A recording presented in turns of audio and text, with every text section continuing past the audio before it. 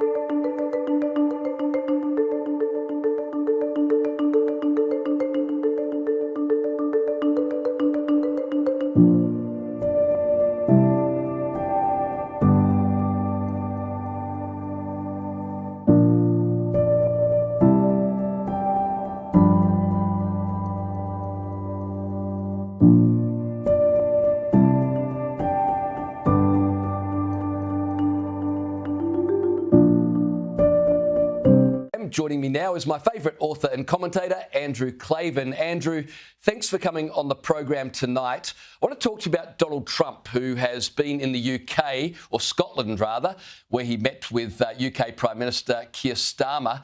The pair had a long discussion on a number of issues, including the situation in the Middle East and the war in Ukraine. Here's what President Trump had to say about the situation in Gaza.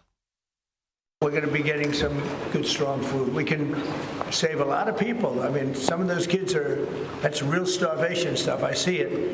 And you can't fake that. So we're going to be even more involved. We did some airlifts before, some airdrops, and the people are running for it. And the Prime Minister is going to help us. They're very effective with that. You've done that before, and for many, they've done that for 100 years very well. So. Andrew, obviously the whole world is talking about the situation in Gaza, and there's the not small matter of 50 hostages still under the tunnels in Gaza. What do you make of the President's comments there?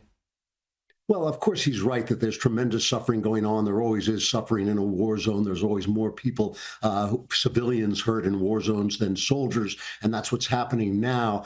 What's appalling is that it really is the United Nations is apparently conspiring to keep aid that the Israelis would happily let in, and Hamas, of course, colluding with the UN to make sure there's as much suffering as possible. It's hard to believe. It's hard for civilized people to believe, but Hamas and their like use civilian suffering in order to turn the opinions of people against Israel as if they were the cause, instead of the fact that they haven't released these hostages. I think think Trump is not fooled, but he's also quite right that the suffering is real, no matter who is doing it. And I think it will be a good thing if we can get it in there and if we can get it past the UN conspirators and Hamas to the people who actually need it.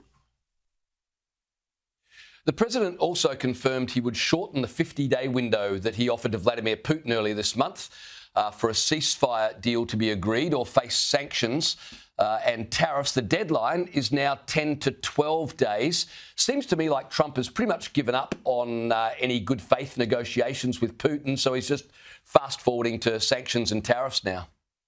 Yeah, he's sick and tired of Putin saying one thing on the phone and then bombing people in Kyiv. I think the thing is, American presidents have historically been fooled by Putin. We had Barack Obama sending Vlad the idea that he would be more flexible after his last election. We had George W. Bush saying he looked into Putin's soul or whatever he did and saw what a great guy he was. But Donald Trump has an excuse, which is that the Putin he's dealing with in this administration is a different person, essentially, than the Putin he was dealing with in the first administration.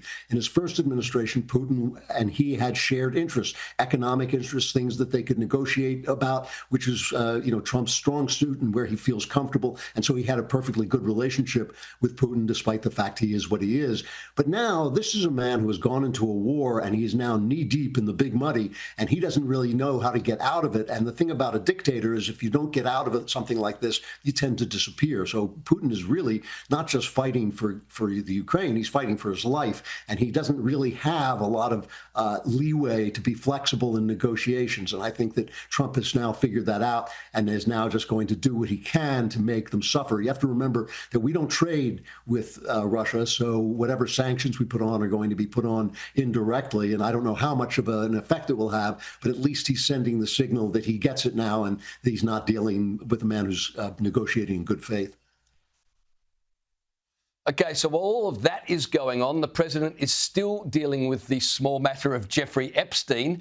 Trump's currently suing the Wall Street Journal for stories that he claims are fake, including that he sent a birthday card to Epstein with a drawing of a naked woman on it. Here's some of what Trump told reporters who keep hounding him on the Jeffrey Epstein issue. I never went to the island, but Larry Summers, I hear, went there. He was the head of Harvard. And many other people that are very big people. Nobody ever talks about them.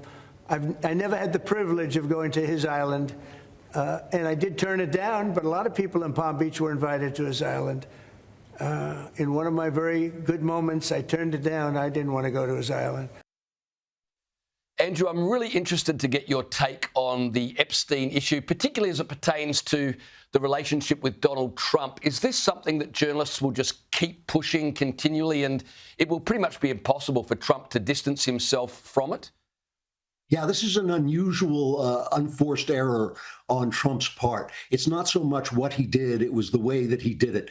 This is something that both Kash Patel, the head of our Federal Bureau of Investigation, and his sidekick, Dan Bongino, who I think is a terrific guy and very trustworthy. This is something before they joined the FBI. They said there's secret files. We want these files released. We will make sure they're released. If Trump had simply let them come out before the cameras and explain how their position had changed, what they had actually seen, if he had let them just show the information that they had and show why they changed their mind, that probably would have ended the story. But instead, the information was leaked at the end of a holiday weekend to a kind of left-wing, center-left news organization, Axios, and it just felt like we were being kind of shoved off, that the people who had been promised more information were being kind of kicked out of the way. And he went even so far as to call them stupid for falling into the Democrat game.